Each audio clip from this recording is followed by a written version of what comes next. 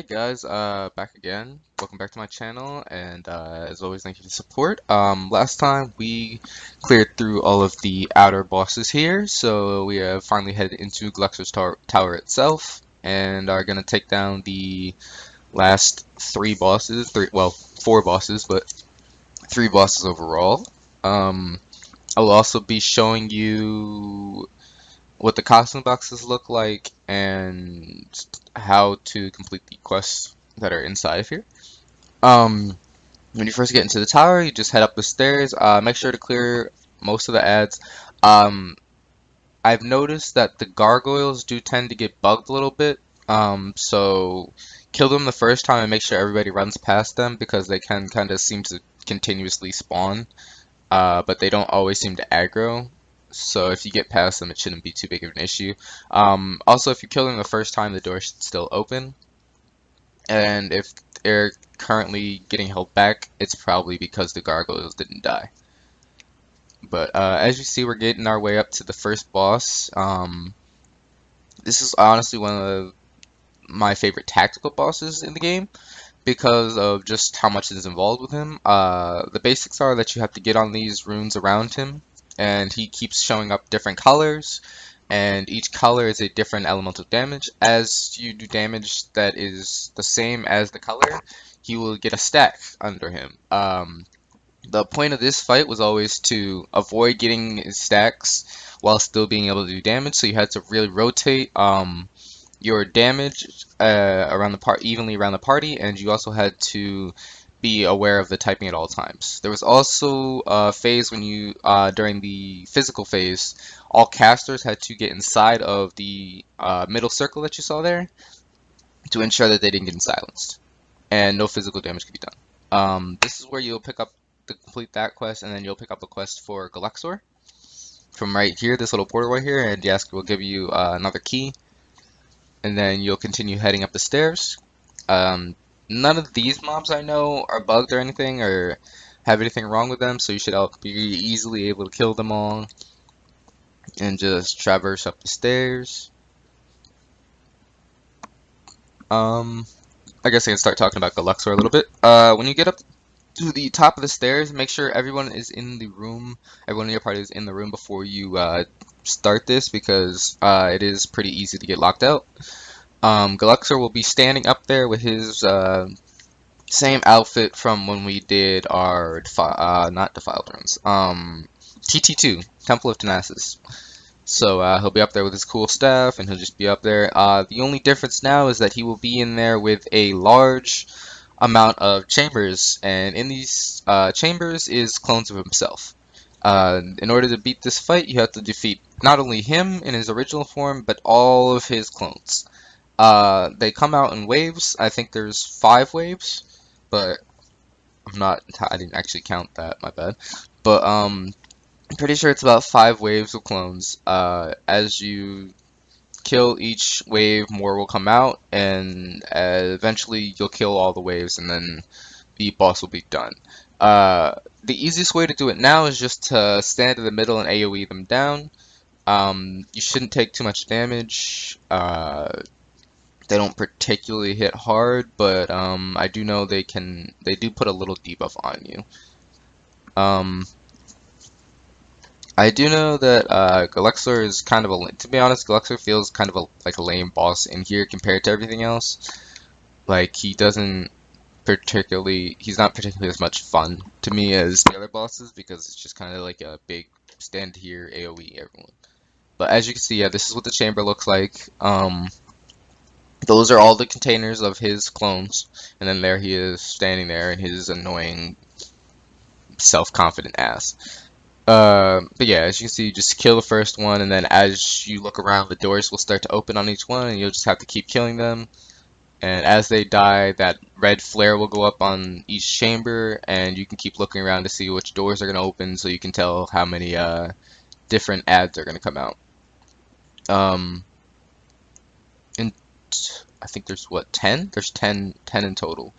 10 chambers in total plus 1, so yeah, about 5 waves of this.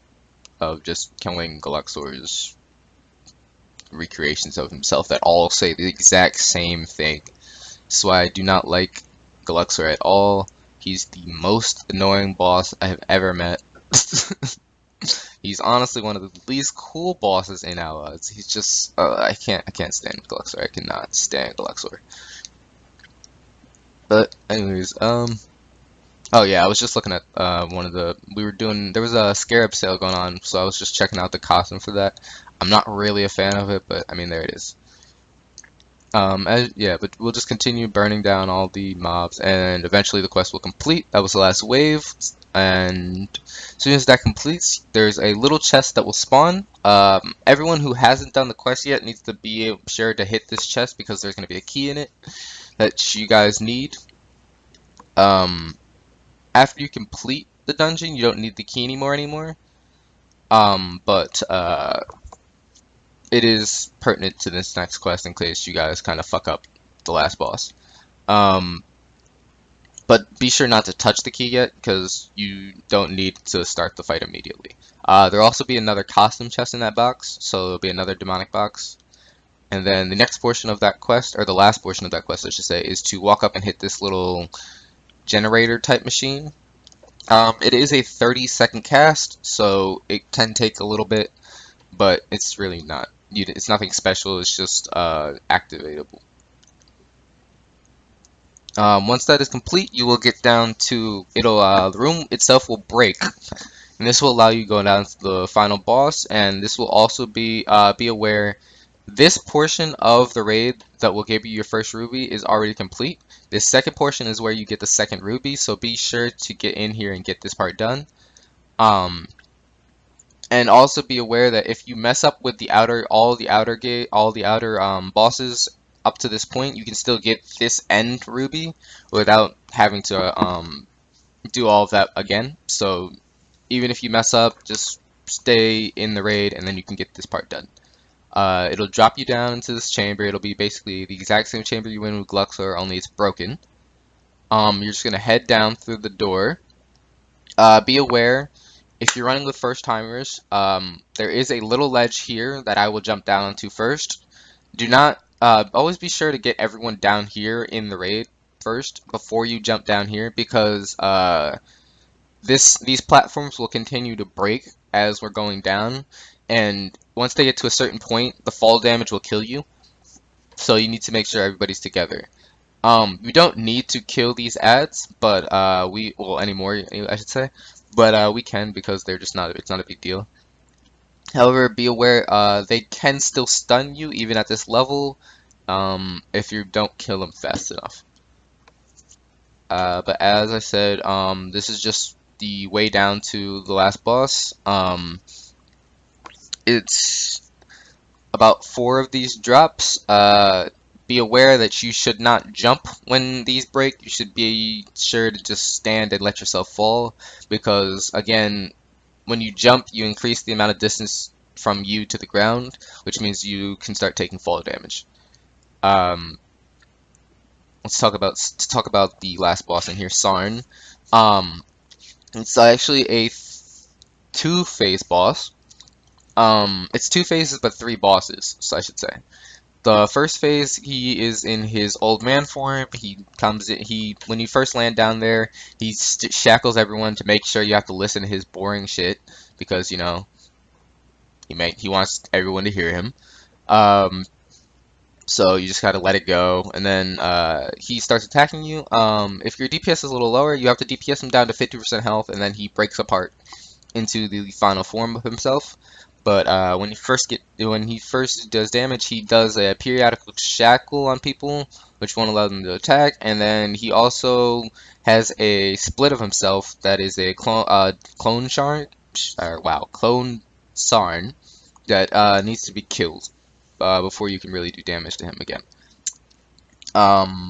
We won't see that phase because our damage will just burst him quickly down to that 50% mark, and then he'll split. So unfortunately, I'm not able to get that for you guys. But as you can see, yeah, you just land down here, and there he is, just chilling there, and you can see the shackle.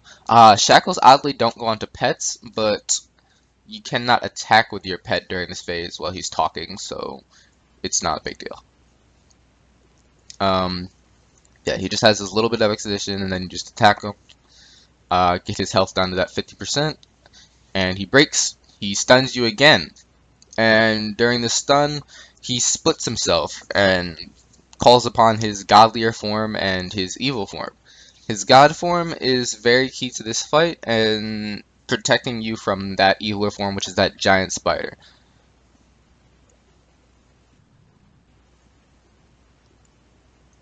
Um, as that's the gigantic spider. It's honestly a ginormous boss considering how big this room is, but you only see the little portion of it when you're fighting.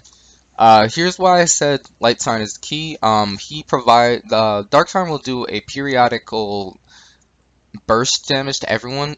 Standing under Light Sign will actually protect you from it, and it's the only way to protect you from it. So if your DPS is a little slower, be sure to stack the raid under Light Sign, and then really attack Dark Sign. Um, when you One thing to be aware of also on Light Sign, he does have a shield that can be dispelled, and